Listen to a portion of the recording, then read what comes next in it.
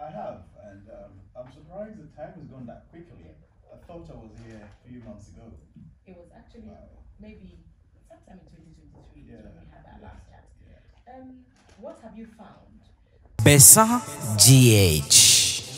Seeing some of the most horrible situations going around the country, I realize our country is not, our cities and towns are not planned. Our people are suffering because of bad leadership.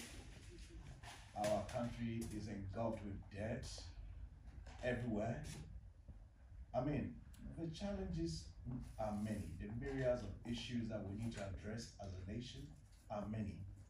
And as I've been saying, politics has to be what a vehicle or a tool that we use to uplift our people who are in deprived situations, social upliftment, and change their standard of living. If politics is not doing that, what else will? Why are we not addressing these issues? Why are certain portion or part or population of the people left behind? We have some very terrible situations across the country. And I believe that as we go on, we will go into detail on exactly how we can address these issues and also make sure that our people are voting and choosing the right people. For instance, I was in a place in Damango area, and after I spoke to a team of people, an old lady just said, "Young man, I've heard many people speak, but listening to you, you can see goosebumps on my body.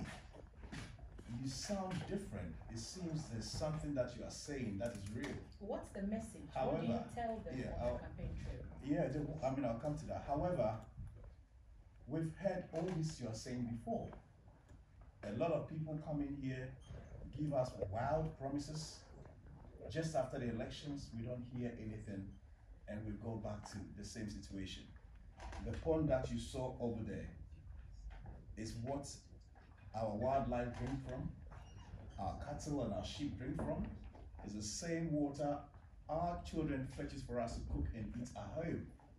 And Besa all these GH. are things I was heard before. So what makes you different? So one of the things I was saying to them, as I started earlier, if we are not able to use our politics, our governance, to address these issues and leave these people on their own, how can they come out of it? If the state, with all the machinery, with all the taxes we collected, with all the know-how and so forth, hasn't been able to address these issues, what else can they do? These people are they are the weaklings in the society, and we're supposed to help them. I'm talking about water issues. I'm talking about malaria and mosquitoes because of our open gutter situations, breeding mosquitoes everywhere, our debt situation engulfed with debt. I'm talking about people living in poverty. We know largely what the problems are, but Yes. what are your solutions to some of these Absolutely. problems? Some things have been fortunes around. Fantastic. Ankrah is looking to run a radical policy system to turn this country around. We can't just sit down and be playing cosmetics with our issues. Our issues require radical policies that would yield returns in the immediate effect. I cannot sit down and fathom why we produce twice as much oil in our oil fields and yet that we consume, and yet everything that we produce at the high fields, the oil fields, is exported out of the country, and we import it back sometimes as high as 2,000, 3,000% of the value, depreciating our currency, importing inflation, not creating jobs, no value creation. Sam Ankrah is saying, if Ghanaians give me the opportunity, I will stop the exportation of our raw crude oil and domesticate production of petroleum in this country.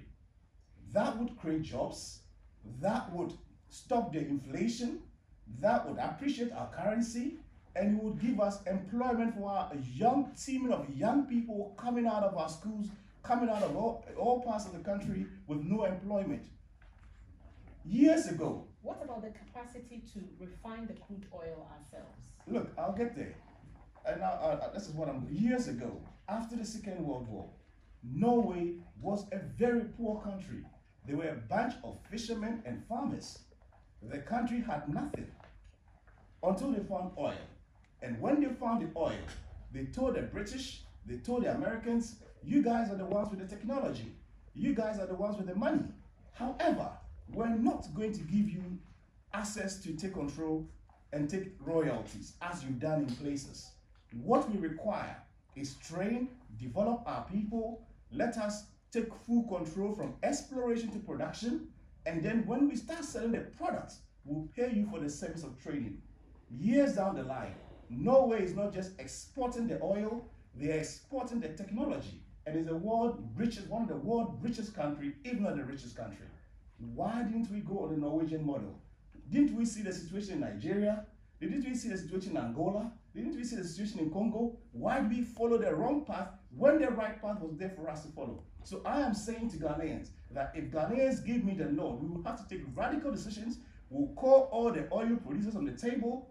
We'll give them the option to come together collectively, exclusively build a refinery and refine about 200,000 barrels a day refinery built in the country. On building a refinery, recently, Nigerian businessman Aliko Dangote opened his refinery in Nigeria, and at the opening, he granted some interviews, and he was asked a blunt question that if he knew the challenges that he would encounter going into building a refinery, would he still have done it?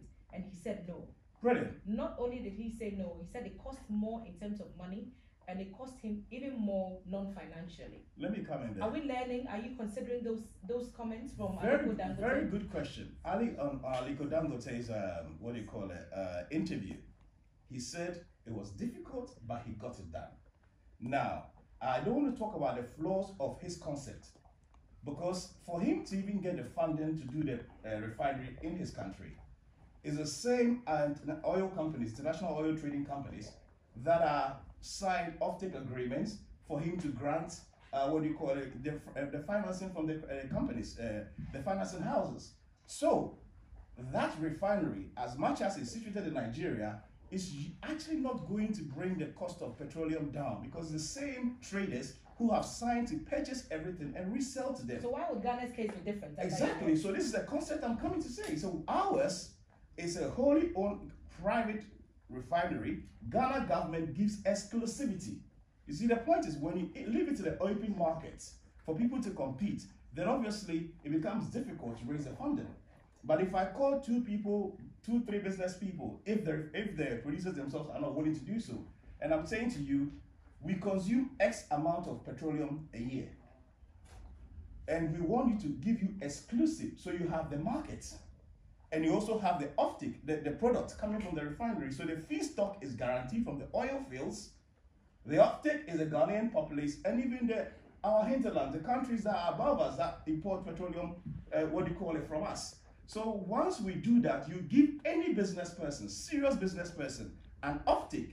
Anything you produce, we are buying. A feedstock, these are the raw materials. It doesn't take a rocket science. Within 8 months, I can put up a 200 million refinery signed and sealed in Ghana operating, if we're serious.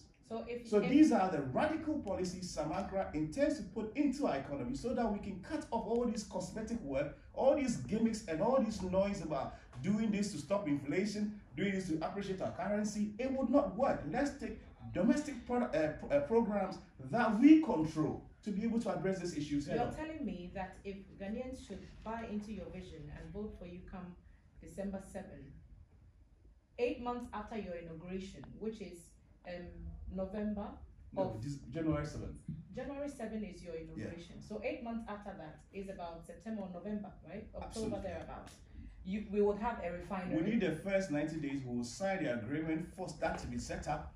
From that point onwards, 8 months, because there are refineries sitting idles in different places, and there are groups, like I said, I'm talking to, that all they need to do is remove and come and place it here. It wouldn't take more than 8 months to get established. I haven't heard Tor in any of this. Well, because as you see, Tor has become a white elephant. He has his own challenges.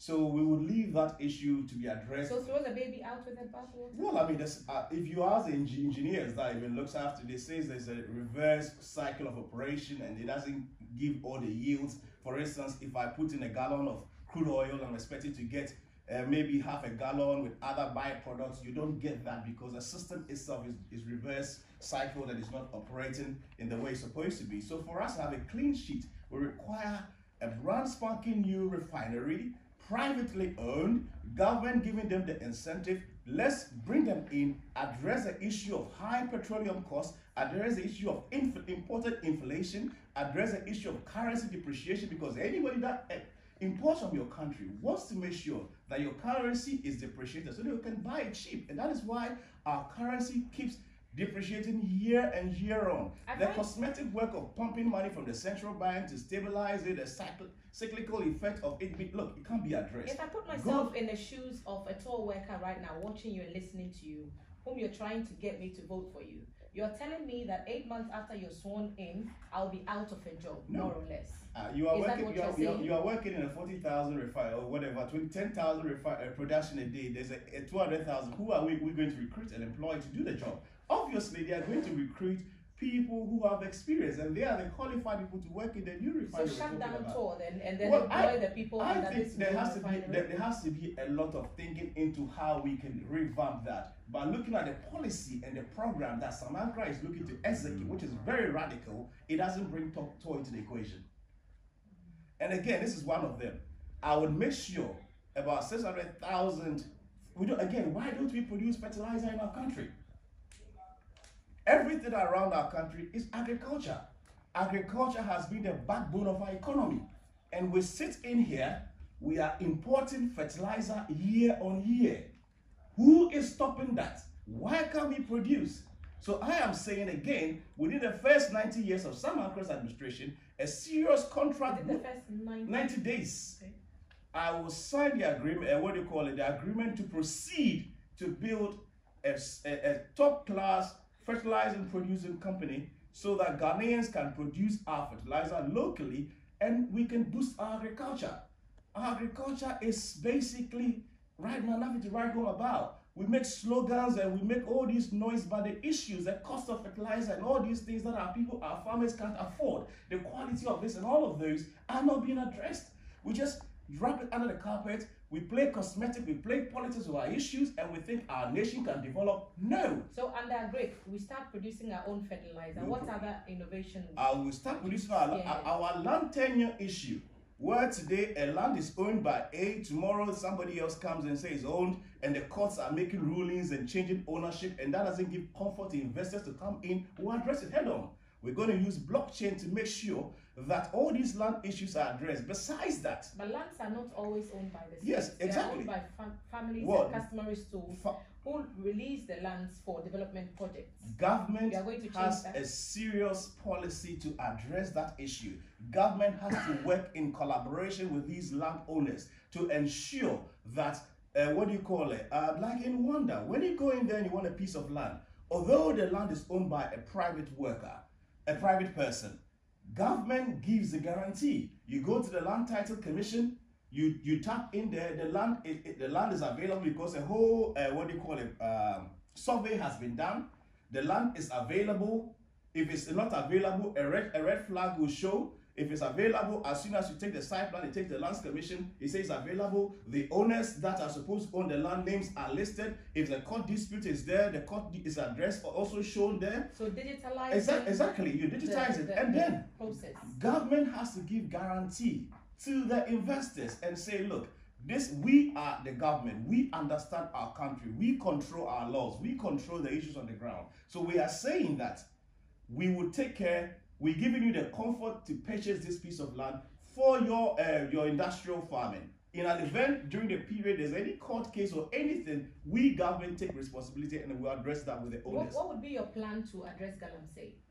Again, look, I cannot sit in here and our country is being taken over by criminals and we're just quiet and we're using the term Galamsey. If armed robbers are robbing us on a daily basis, would you just coin a term and just say we can't solve armed robbery issues? Look, let's stop the joke. Who are the ones behind these criminal activities? Who are the ones mining? And the same people who are supposed to protect us.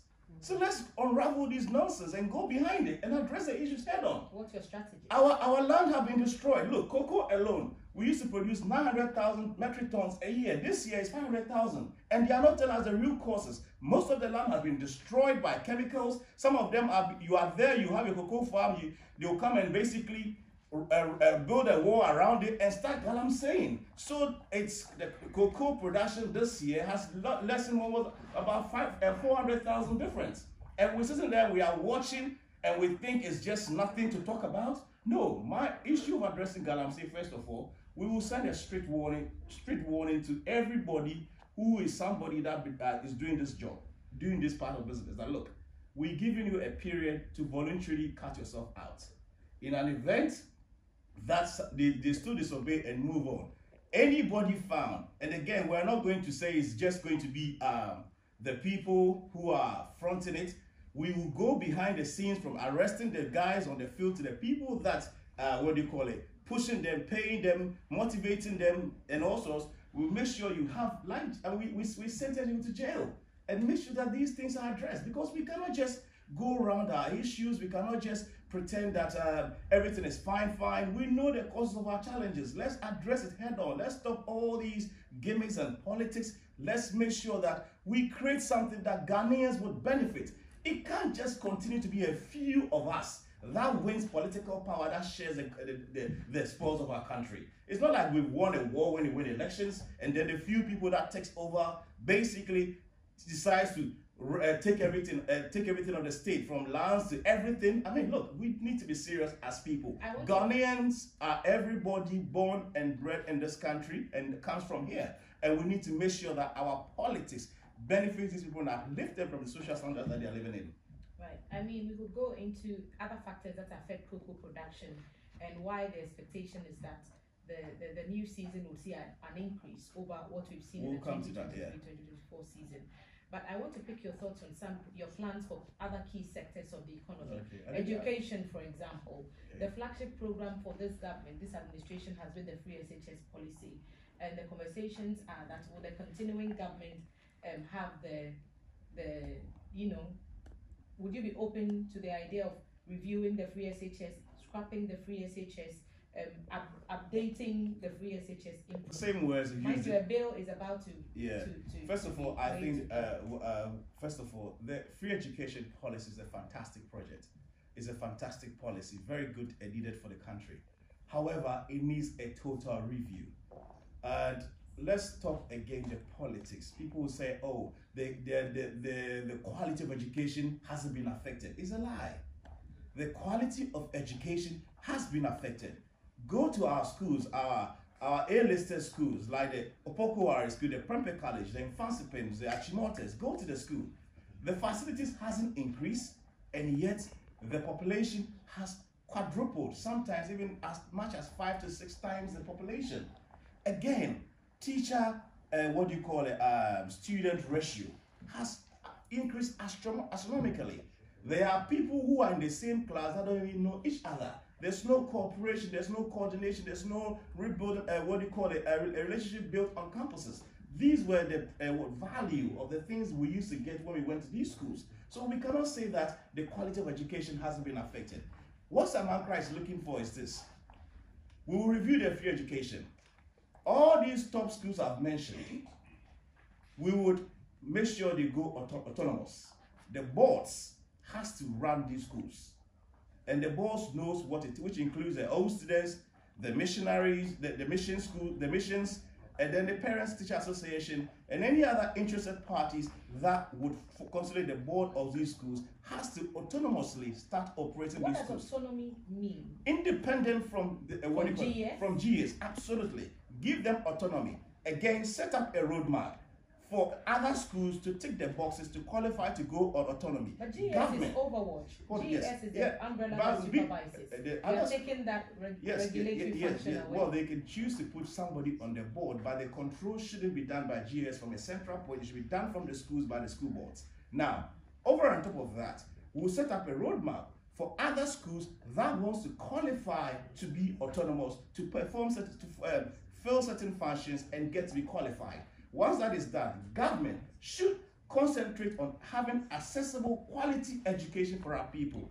Nobody goes to boarding school for free. So you set up 10 kilometers away from every home, a day school where people in that community would go. You create accessibility, you create value. At the same time, you maintain the quality of these schools that I'm talking about. This is what education needs in this country. Then you look at the curriculum.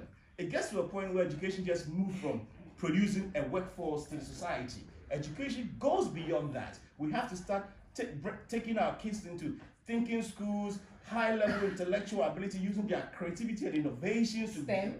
Well, I mean, again, STEM is a fraction of it. Look, Facebook, Instagram, TikTok, all these tools, apps that we are using were created by young people that lived in an environment that had been created conducive for them to bring such a vision. We sit in a country with so much talent and resources. The Ghanaian human capital outside Ghana is unbelievable. Go to England, go to America, great doctors, great teachers, great economists, great experts, all Ghanaians. As soon as they leave their shores, they could do great, but whilst they're here, they can't do much. Let's revisit the issue of what is causing this, and I am saying the environment is so crucial. Create an enabling environment. Let's create incubation centers. Let's create syllables and structures that would enable our people to use their creativity and innovation to enter into sectors, that under normal circumstances that they can go. Education should stop from just producing labor force into the market. And that is why I have a huge unemployment. I have two more questions, and then I'll give you the opportunity to address Ghanaians and tell them your vision. How many ministers will be in your government? 20 ministers.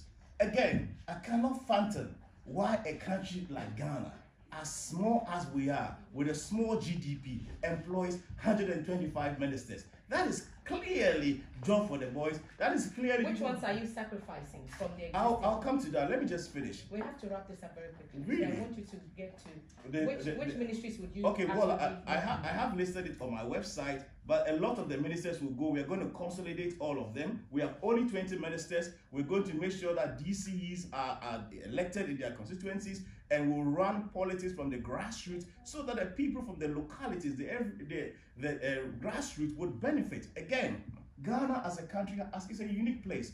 Every district, every corner has its own unique selling point. Let's harness these resources. Let them take their taxes to develop these areas so that it will not just be a centralized situation where just Ankrah, Kumasi benefits and the entire nation is left hanging. What's your plan? It has never happened in the history of our country that an independent candidate has won the election. What's your plan to stop the NPP from breaking the eight and to stop the NDC from recapturing power in the December poll? Brilliant. Before Dr. Kwame Nkrumah won the elections, got asked to have independence. No country in Africa had won independence before, and everybody was questioning how that's going to be possible. I'm speaking to my fellow Ghanaians. As I said earlier, politics is meant to change our livelihood. Let's look back even just on this Second Republic, or Fourth Republic, sorry. What has politics done in your life circumstances? What has politics done in your situations? If your situation hasn't changed and has worsened, then as Einstein says to us, we can't keep doing the same thing over and over again and expecting a change. The time has come to change our course of politics, the style of doing politics. The politics where people see that they invest their money and they win election and they have to share the booty has to end. Structures have to be set in place where independent thinking, selfless people have to take what they call immediately the affairs of the nation and create wealth for everybody. Create an empire that every Ghanaian would benefit and prosper no matter where you live. You don't have to know anybody in government. You can live in Boko, you can live in Wa, Sapele, you can live in Kumasi, you can live in Accra, you can live in every corner of the country, Axim. Do your business and make sure there is a level playing field for everybody. This is the kind of politics we are bringing to you. Dr. Sam, thank you for making time to sit with us this morning. Thank you for having me. I'm sure we'll have you again when you have need to share more information with the Ghanaian people. At GBC, we create a platform where all aspirants have a unique access to the people and to sell their message directly to them. And this morning you had a turn on the GTV breakfast. Thank you for making time. Dr. Sam Ankrah is an independent presidential aspirant aiming to take over the reins of power from His Excellency Nana Addo Dankwa Akufo-Addo come January 2025. He's shared his vision with you, and if he is your man and you believe in that vision, you know whom you should vote for on December 7 when you go into that box. If you missed any of this conversation, go to our streams and you'll find it there. His name is Dr. Sam Ankrah, independent candidate, and he's leading the Alternative Force for Action. Afa. Afa. This time, Afa. No, thank you, and thank you for staying on as well. When we return from the break, it's a breakfast show. So Brilliant. yes. So this is just a prelude. Okay. We would have another question. And why are we not on your panel then? Do you have? I have a lot of very top level experts. When you observe, please, we have to move because